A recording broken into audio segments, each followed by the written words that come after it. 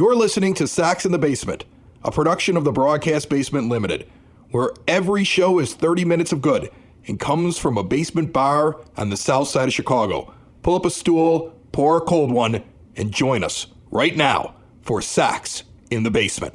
Heard everywhere podcasts can be found, and always at soxinthebasement.com. I'm taking a different approach to this episode as we dive into the true off-season now, because the month of October sucks when you're not involved in the postseason. It really does. Yeah, when you're not in the playoffs. Yeah, it's awful.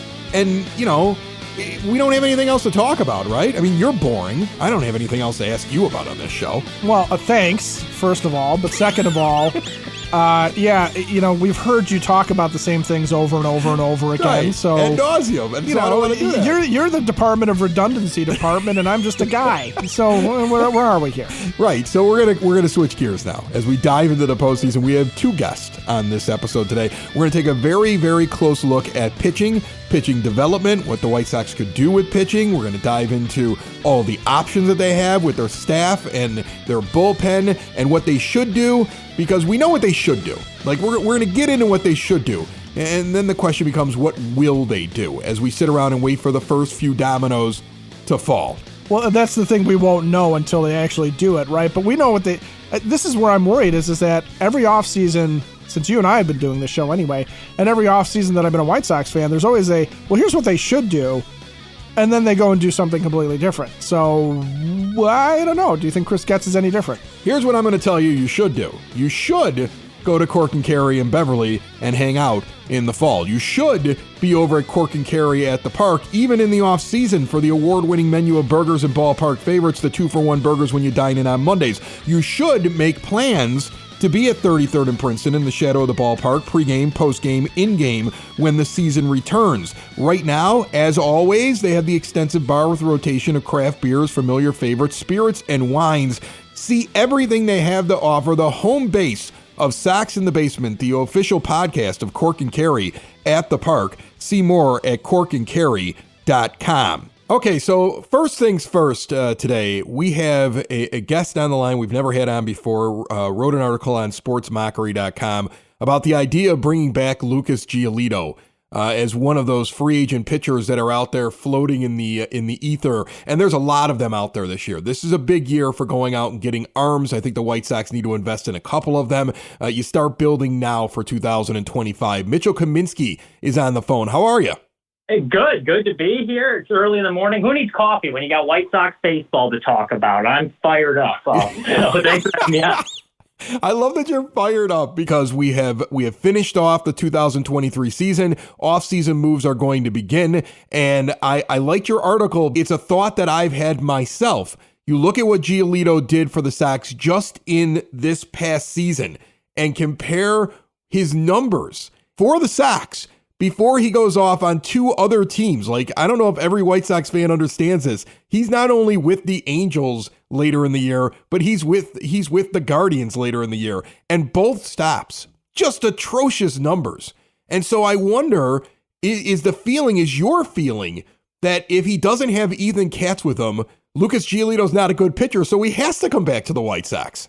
Yeah, absolutely. And I don't know if I'd go as far as to say without Ethan Katz, because he was a top prospect before, I guess high school days, though, he got to that point. But my point was, and you alluded to it earlier, because there are so many pitchers available this offseason, it wouldn't be like years past where, like, he might get someone desperate for an arm is going to overpay for a Lucas Giolito, because this year there's a lot. Jim Bowden had an article in The Athletic with his top 40 free agents, and I believe it was like 24 of them were all pitchers.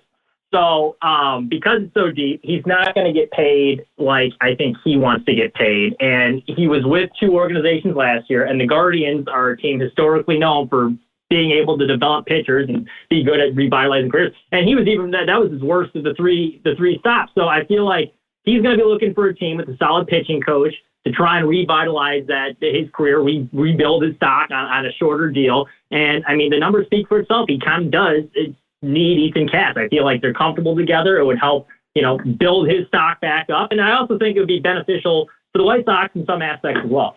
You know, I look at his relationship with Katz, and if you think about it, here's a guy who he had some bad years early on with the Sox, and then Katz comes along, and you get that story about how he has him throwing like the heavier thing instead of a ball. He's throwing like basically a weight to fix the way that he's releasing the ball, and then all of a sudden Giolito comes out and has a really nice season, and it just seems like his career took a little bit of a turn, took a little bit of a bump, and look at where he's at with the Sox just in a couple of simple stats. His whip, a 1.22, his fielding independent pitching, a 4.43, and then he goes to the Angels and the whip jumps to almost 1.5. It's actually 1.5 with Cleveland. The fielding independent pitching is right below 7. Like he just completely falls off. And so I've kind of bought into the idea of he's got like a whisperer. There's a Lucas Giolito whisperer, and it happens to be Ethan Katz. My issue though is I don't think Pedro Grifol is going to be the manager of this team long term. And I think when they eventually replace him, the new guy's going to want his own pitching coach. So you sign Giolito to a long-term deal. What happens when he loses his Giolito whisperer? Is that a concern for you? No, and because I don't think he would sign a long-term deal because I think he wants to get paid. And whatever he's going to get in a long-term deal, I don't think is going to be the number he's looking for or he thinks he is worth. So that's why I see him signing more of like a 2-year deal with like an option after the first year, just to try and get that value back up. And what a better spot to do it than go back to the Lucas Giolito whisperer and Ethan Katz on a short-term deal. And I think it would be, I think it would be in the Sox best interest as well, because if you look at that rotation heading into next year, a lot of question marks. I mean, the only 2 starters probably can pencil in right now are Dylan Cease and Michael Kopech.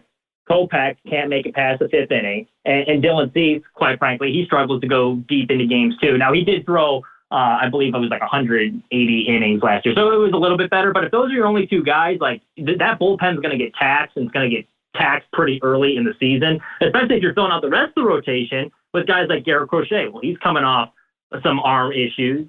He's never been a starter before. You don't know how many innings you're going to be getting out of him. If you're calling up like a Jake Eater later in the year, you also probably easing him in. So that's a lot of innings for the bullpen to cover. So I do think they need someone that's going to be able to eat innings. So it'd be beneficial for Giolito. We reboost his value on a short-term deal. Be beneficial for the White Sox. You get a guy that can eat innings. And I think it'll be a low-pressure environment because I don't think either of us think they're going to be contenders next season, barring it like some shocking moves this offseason. So low-pressure environment with a pitching coach he's comfortable with.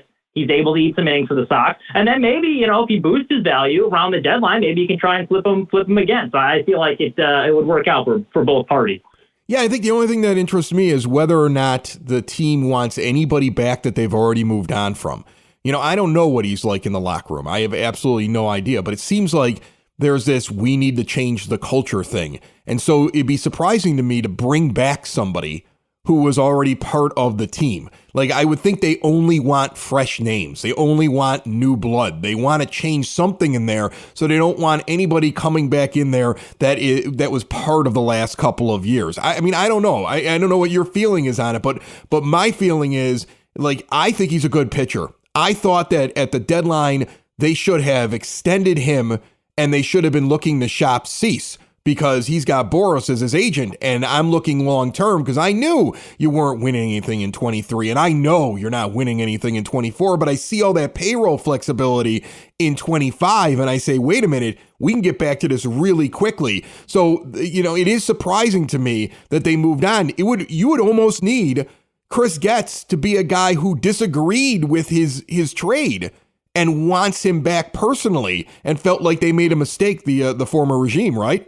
That is a very fair point, and it's the same reason I argued in another article that you should trade away Eloy Jimenez, even though I still think he's a very capable hitter. But I think it's time for a change of scenery. You want to get rid of as many guys from that old regime that were creating, and it's such an overused word now with culture. However, I think also where there's smoke, there's fire, and you could tell who some of the problems were because you constantly heard their names pop up in reports, whether it be Yoan Moncada or Eloy Jimenez or Yasmani Grandal popped up a couple of times. You never once heard anything about Lucas Giolito. So I wouldn't be too concerned about that. I mean, just judging like what he says in his interviews and whatnot. He seems like a good guy. It seems like his teammates like him. And as far as pitchers go, and I think that was one of their issues, like it's hard when like the leaders in the locker room are like only your starting pitchers because they're only throwing once every 5 days. So I don't think he would have it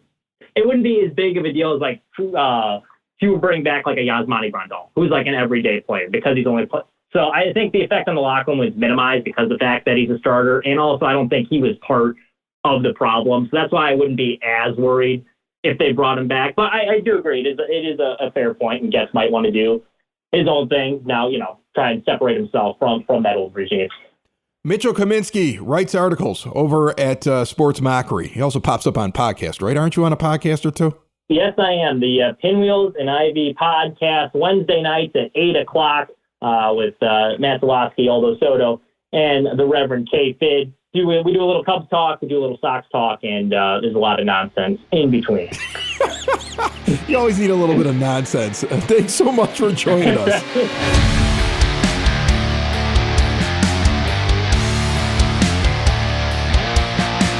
As the weather got cold, if you were trying to get those storm windows in and get the screens out, there's a better way to do it. Maybe it's time for new exterior windows, door, patio door, storm door, whatever you need to replace. Go to Window and Door Superstore of Oak Forest. Instead of having some window salesman walk into your home and tell you what you need, go and see them today. See everything, full example, glass designs on display, no pictures in a book. The owners are in showroom and on site, and all Window and Door Superstore installers. They do not farm out the work. 40 years they've been doing it this way in Oak Forest since 1985, with all major brands custom made, no stock items. That's how they get a perfect fit. Half block east of 159th and Ridgeland. See Window and Door Superstore of Oak Forest at 6280 159th Street, and learn more at windowdooroakforest.com. So our first guest on the show, and there will be another one to get into Brian Bannister and talk a lot about what he brings to the table, probably more than you actually know. There's some very interesting stuff with him. But our first guest did talk about the idea of bringing back Lucas Giolito. Again, I'm not sure if you bring back a guy who you've already had walk out of your clubhouse when you had so many clubhouse issues. And again, I don't know if Lucas Giolito was any kind of problem whatsoever in there, but you would just think that this new regime wants different names in there, right, Ed? Well, that's one thing is that, you're trying to turn over the culture. You're trying to create a different vibe, a different team. The other part of it is you also have to look at Lucas Giolito and just sit there and say, okay, what's his actual value? And in walking back into the White Sox, does he feel like he's got a higher value here than he might with other teams, where other teams are going to evaluate him on how he finished last year versus, where the White Sox may have a different viewpoint, or he may expect them to have a different viewpoint because he was the quote unquote staff ace at one point.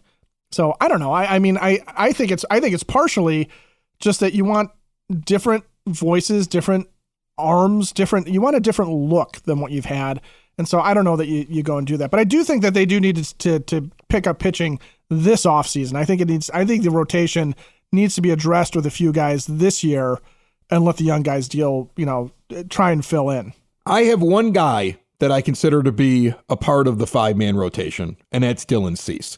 Because I don't expect Mike Clevenger to pick up his option. If he does, that's a gift to us, but I don't see him doing it. And Michael Kopech has done nothing to show me that he could be a consistent pitcher in the rotation. And I still contend that on a team trying to win a championship, Michael Kopech is in their bullpen more likely than in their rotation. And I think that's what he will eventually be, even if this team stubbornly sticks him into the rotation for one more year. All the other names that are internal, whether it's Nick Nastrini and Jake Eder, or it's Jesse Schultens, or Garrett Crochet, or even Kopech, all of the other names, all of the internal names in the system right now should be fighting for the back end of the rotation. 2 spots maybe, because you can't sign more than 2 guys probably in the offseason to your starting rotation. Cease, 2 free agent signings, and then the big mess of arms that you don't know what they are, what they're going to be, can they turn it around, whatever. They all compete for the other 2 spots. That's what I want to see. Looking at free agency, Eduardo Rodriguez is out there. Lucas Giolito, as we talked about, Michael Lorenzen's out there. You could still go knock on the door of an Alex Wood or a Sean Manaea or a Jack Flaherty or a Luis Severino, I think is a intriguing name. You could swing high for Aaron Nola and just say, look, this is a guy that we expect to anchor. Wouldn't that be the guy to say, we're going to go get him and swing high? I think as Sox fans, we're predisposed to the idea that we're not going to get those high-end starting pitchers because they're going to require a lot of money and a lot of years, and Jerry Reinsdorf won't do that, right? I mean, would you swing at Trevor Bauer? Right. Now that you know that Trevor Bauer, it wasn't the bad guy, at least based upon all of the evidence that's come out ever since this whole thing ended. You know, even though you're not going to compete in 24, I would absolutely give Trevor Bauer a contract if he wants it, because he is the guy. You want to talk about picking up Tim Anderson's option and then turning around and seeing if he's got trade value because you're not going to compete and you're not going to bring him back in 25. That's Trevor Bauer for me. Let him pitch a couple of months on the South Side, and if he likes it here and everybody's happy with him, and if he is good in the clubhouse and everything and wants to be extended, you can talk about extending him. But in all likelihood, he's a guy that he's going to be a rental and he might bring you back someone. Right. I like Frankie Montas out there. There's a guy that, he basically had to sit out a season because he was injured, probably doesn't have high value. That somebody should be within your price range that you can grab for a couple of years too. I like the idea of Jack Flaherty. I like the idea of letting him have 1 year of no pressure to rebuild his arm strength and rebuild what he was with the Cardinals, and then be ready to roll in 25. I do like him. Worst thing that happens, he's fourth or fifth in your rotation still, right? He's an innings eater. Right. Even if he ends up being the bottom of your rotation, he's still bottom of the rotation eating up innings, and you're going to pay him at that rate right now based upon what he's coming off of. But he has the potential to become something so much better. Frankie Montas is the same kind of thing. Luis Severino, man, does he look like a guy that doesn't have it anymore? Well, what is your major league scouting? What are these guys that you're bringing in from outside of the organization? What does Brian Bannister think of a guy like Luis Severino? Because he's taken guys before that are towards the end of their career and all of a sudden turned them right back up again and gotten them back on track. Who is he identified that's sitting out there that you can go sign right now at a value and then have long-term in your rotation? If that's why you brought Brian Bannister in, okay, is because he's the guy that's going to help a team that doesn't necessarily go for the Aaron Nolas, who are going to be sort of the givens, and you're looking for guys that you can fix, guys that you can turn around, guys that you can get back to the top, then that is going to be a big test this offseason and even in the next offseason for what Bannister brings to the plate, because otherwise we're just kind of looking at, well, how quickly can they develop the minor league guys? How quickly can they develop the young guys? And the guy charged with that is Paul Janish, who is basically Chris Getz, except he played for the Reds instead of the White Sox and Royals. So how much do you trust a former middle infielder to develop your pitchers in the minor leagues? And we don't know what Janish is or not. I don't really have an opinion one way or the other on the guy. But Bannister, if that's what you brought him in for, this is where the rubber meets the road. And this is the guy that needs to make good on his contract to show us that he can bring in somebody else's leftovers and turn them into a gourmet meal.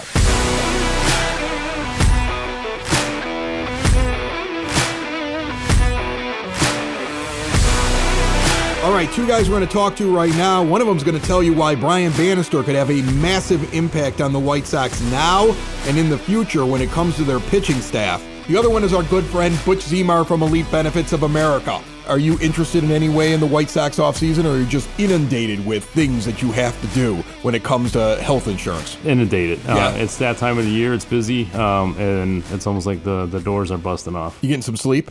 A little bit here and there. And you help businesses, small and big, get the best out of their insurance plans for their employees. Because if you think about it, it's not just the employee paying a premium and the company kind of covering it. The company gets affected by the bottom line as well. It's all about keeping people that you want around your workplace working for you because they're happy with the benefits, right? 100%. And employees are leaving companies for better benefits, and strategizing and making sure that you're doing the best not only for your bottom line as the company, whether you're the CFO or the owner, or to retain that employee, because that's talent, that's profit, that's money sitting on the table. And so making sure you put it together right. So if somebody wants to look in the possibility of reducing cost and probably getting better insurance for their own employees and making them happier, how do they do that? Call 708-535-3006, or you can email me at butch@elitebenefits.net. All right, we're going to stay on the pitching aspect of things in this episode. Steve Paradzinski from OnTap Sportsnet is joining me right now on the line. How are you, Steve? Hey, Chris, I'm doing well. How are you, man? Good to talk to you. Good to talk to you, too. You are very excited about the Bannister hire, the guy who's going to be overseeing all of the pitching in the White Sox organization.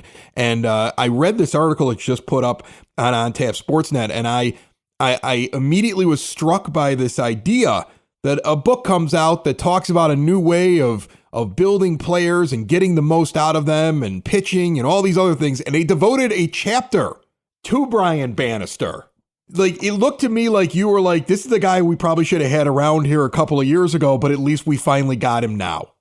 Well, it's funny you say that because the MVP Machine, the book itself actually came out in 2019. So kind of at the tail end of the last rebuild cycle when they were supposed to be kicking down the door and entering into that contention phase. And obviously, as we all know, Don Cooper was pitching coach at the time. And reading that book back then, Bannister was a guy that I highlighted and identified and was hopeful that maybe he would be the next pitching coach for this team. And he's kind of bounced around a little bit in developmental roles with the Red Sox, then going over to the San Francisco Giants, and now ultimately back here to the Sox. And this is a guy that is just very forward-thinking, progressive in terms of his use of data and technology and analyzing all the necessary modern tools that are out there to try to maximize and optimize pitcher performance within his staff. And that's something that we haven't seen here at the corner of 35th and Shields for quite a while. And that's really what has me particularly excited. Break down a little bit for anybody who didn't read it, the MVP Machine and the connection to Brian Bannister, who does have a chapter about him. This isn't just like analytics, right? This is more of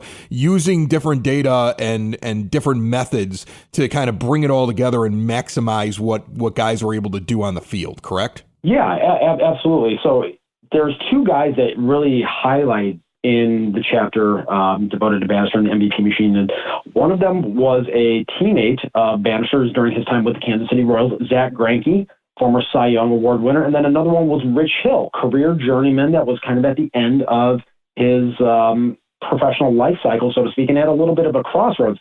And Bannister looked at a lot of data, looked at pitch sequencing, pitch usage, and tried to help both of these guys find different ways to be better than what they were in their current iterations.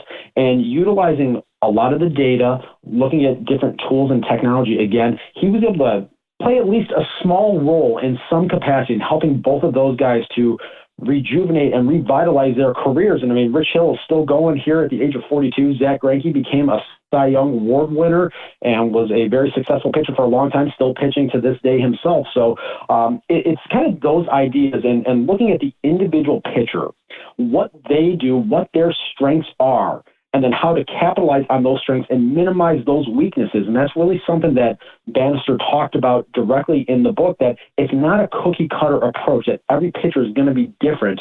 And in a developmental role like what he's going to be in here now with the Sox, that's going to be very important. I found it really interesting. You listed the Giants, the organization that he comes from, and some of their stats since the beginning of the 2020 season when Brian Bannister gets in there and gets to kind of like push his philosophy into what they're doing. And they're first in fielding independent pitching since the beginning of 2020 and second in walks per 9 innings. And that stands out to me so much because it looks to me like, one, pitch selection and how you're attacking the batter, but secondly, it didn't matter what the defense was with that fielding independent pitching. They were very effective pitchers. Does a lot of that just come from the pitching coach, or is it going to be important for him to also have catchers that can call a proper game and the support of his manager so that when they're in game, they're following his philosophy? It's really a collection of different things there. It is understanding, again, kind of the strengths and weaknesses of the individual pitchers. Like you said, having those catchers that understand how to call a game effectively for that particular pitcher, what their best sequences are, and from a pitch utilization standpoint, what is going to make the most sense. And one of the other concepts really harped on in the chapter is, and Bannister kind of labels himself as what he calls the conduit, and that's being able to relay information from the front office on the analytical side and the data analyst side to the dugout, to the players themselves, and to the coaching staff there, and being able to articulate things in a clear, concise manner that's going to make the most sense for the players to then be able to apply that information on the field there when the game is happening. And that's really important. And your point there about the walks and the fielder independent pitching, that's something I wrote about early in the season for the Sox. This pitching staff has been getting killed for the last 2 seasons because of the free passes that they have been issuing.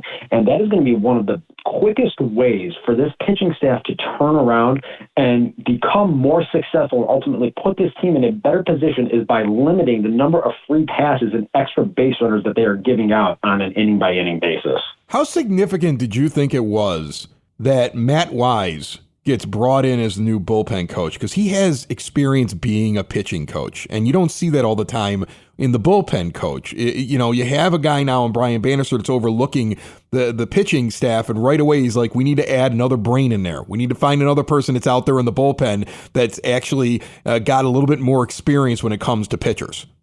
I think that is going to be very useful. I know a lot of people poked fun at bringing in a guy from the Angels, an organization that has been extremely mediocre, much like the White Sox have for much of the last decade here.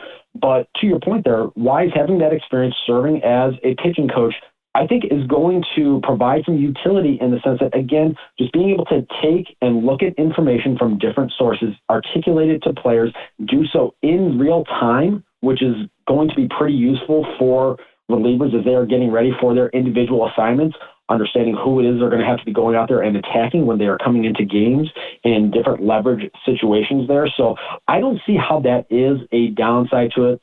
Again, people want to poke fun at the Angels connection there, and rightfully so. They've earned that distinction at this point. But to me, there's just not a downside to that.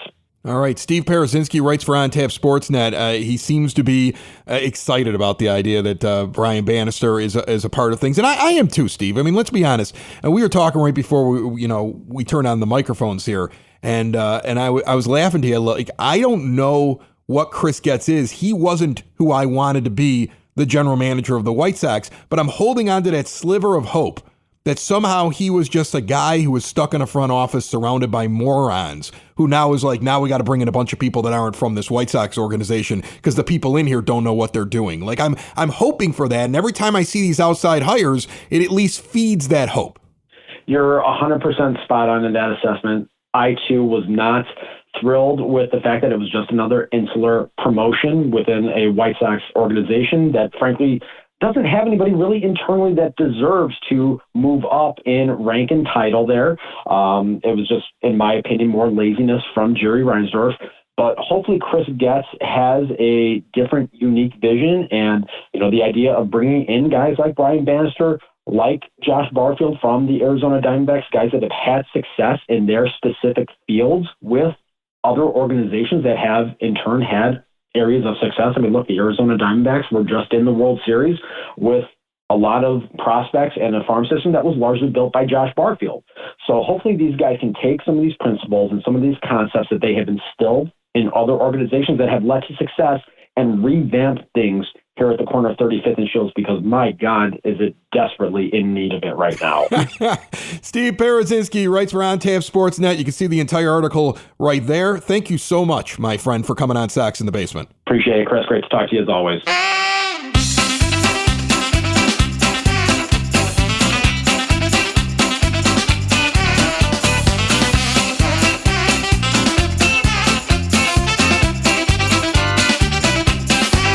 That music means only one thing. The Sox Nerd, Dave Marin, a guy who comes up with every little tidbit and trivia piece that you could ever think of and throws it up on the big board over at The Rate, also joins us here on Sox in the Basement each and every week, and he's brought to you by the Village of Lamont. Want to experience a downtown with real history, great eats and drinks, and green spaces filled with adventure? Visit the Village of Lamont. Shop, dine, drink, explore, and see everything they have to offer this weekend and beyond at lamontdowntown.com. Nerd, how are you? Fantastic, Chris. How are you? Man, I am just happy that the World Series is over and we're going to start to see some movement. And I am trying very, very hard not to be nervous about what the White Sox are going to do. I'm just going to sit back, I'm going to watch, I'm going to analyze, and then I'm sure at some point I'm going to criticize. What do you have for me today? Chris, let's keep going with our sometimes off-the-wall alphabetical review of the 2023 White Sox. We left off at Lucas Giolito So let's resume with Rami Gonzalez. The middle infielder was a middle-of-the-game kind of guy in 2023. In innings 4 through 6, Gonzalez slashed .387, .406, and .742. That meant in every other inning in 2023, Gonzalez slashed .098, .111, and .197. In the last 50 seasons, Gonzalez's 2023 average in the middle 3 innings ranks 6th in team history. Next, Yasmani Grandal. If it is the end for Yaz and the White Sox, he departs as the franchise's all-time leader among switch-hitting catchers with 44 home runs. In fact, he hit 14 more homers than all the other 7 switch-hitting catchers in Sox history. In addition, Grandal owns the top 3 and 4 of the top 6 homers by Sox switch-hitting catchers. How about the departed Billy Hamilton? The speedster finished his Sox career 11 for 11 on steals, which are the most steals in Sox history without getting caught. One of the more popular Sox players in recent memory, Hamilton was 9 for 9 in 2021 and 2 for 2 in 2023 on steals. Moving on to Liam Hendriks, a cancer survivor, Hendriks was named the Comeback Player of the Year on Thursday. He joins Jim Thome, Paul Konerko, Bo Jackson, and Eric Soderholm as Sox players to win this award.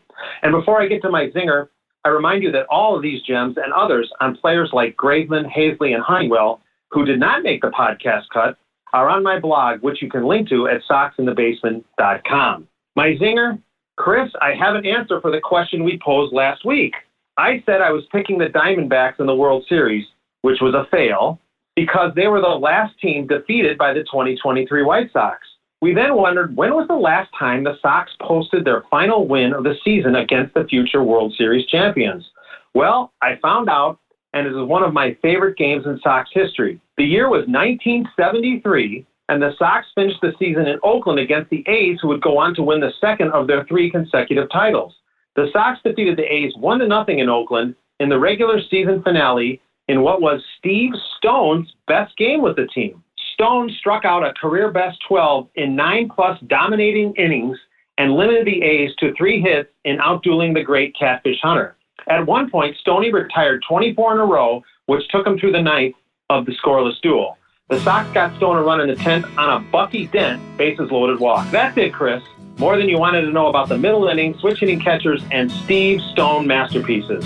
Even in 1973, that's such a White Sox win, isn't it? In a meaningless game, they walk off because Bucky Dent draws a walk. How about it? So White Sox, it's incredible. Thanks, nerd.